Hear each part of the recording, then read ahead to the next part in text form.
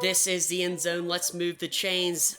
This is a video on the top 16 teams, how you would do a 16-team playoffs in college football. The main problem of college football is the ambiguity and teams not knowing what they need to do to get in and compete for a national championship or just compete for a say in competition and really having just a shot at anything by the end of the season other than a bowl game. I have a video that I'm currently working on, the 5 ways to fix college football, the 5 steps. This is kind of one of those steps, but I wanted to go ahead and get this video out because a lot of people are clamoring for a 16-team playoff. Now, my main goal in these 5 steps and in this video is to totally get rid of all ambiguity in college football. The college football playoffs, too much ambiguity, teams not knowing what they have to do to make it in the playoffs. We totally get rid of that with this. Now let's first look at the teams on the outside looking in of the playoffs. So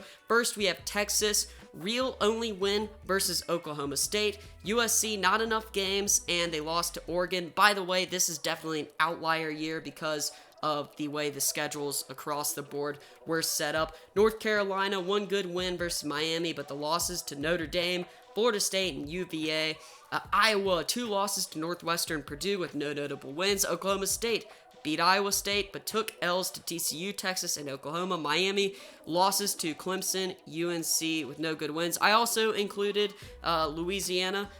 They wouldn't make it in anyways because, they have a loss, but I decided to include them anyways on the outside looking in. So with that being said, we can finally look at the first part of the playoffs. So conference champions, the Power 5, they get in. And the way I am ranking these teams is by their strength of record. So Alabama, the way you play, the way you beat teams, and who you beat, that matters. Alabama with the big win over Florida, win over Texas A&M, some notable ones. LSU, I know it's not a great win, but LSU has been looking better as the season went on, beating Florida. So Alabama, number 1, Clemson, number 2, Ohio State, number 3, Oklahoma, number 4, and number 5, Oregon. And these rankings could switch up a little bit because the actual strength of records aren't really out to the public. I couldn't really find many good ones because a lot of them didn't have the same metrics, so I kind of had to make my own. Again, these could switch, and this is not a normal season, so this is not how it always would be. Next up, we have the group of 5 undefeated champions. So a couple things here. Group of 5, you have to be undefeated to make it in, and you have to win your conference championship. Those go hand in hand. Also, this year, there's so many group of 5 teams, 3 group of 5 teams. Well, in a normal season, we're lucky to get 1 undefeated conference champion from the group of 5. We're really lucky to get 2 in 1 year. This year, we had 3 because of the way the schedules lined up. So 16, San Jose State, 15, Coastal Carolina, 14, Cincinnati. Yes, these teams get on the end of the playoffs because they are not in the Power 5. They don't have to play as tough of schedules.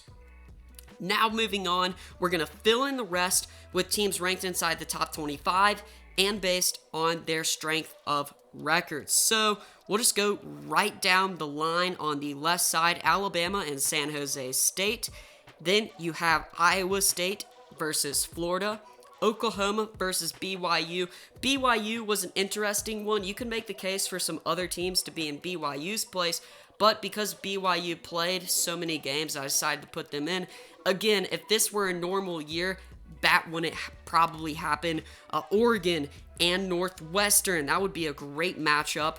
Clemson versus Coastal Carolina. Number 7, Texas A&M versus Indiana. Number 3, Ohio State and Cincinnati. And then finally, number 6, Notre Dame versus number 11, Georgia. So here are the 16 teams that would make it in based off that. And I tried to make this as without as much ambiguity as possible. I know BYU is probably the only one that could possibly be slipped out of this ranking. I just thought to include BYU because of their strength of record being low, but they played more games, and it's a little different. They had a tough schedule going into the season. Obviously, a COVID year is going to switch a lot of things up, but I'd love to know your opinions, how you would do a 16-team playoff, and if you think this would work. Again, trying to clear out all of the ambiguity. Teams know what they have to do to make it. They have to schedule hard opponents, and they have to beat those opponents.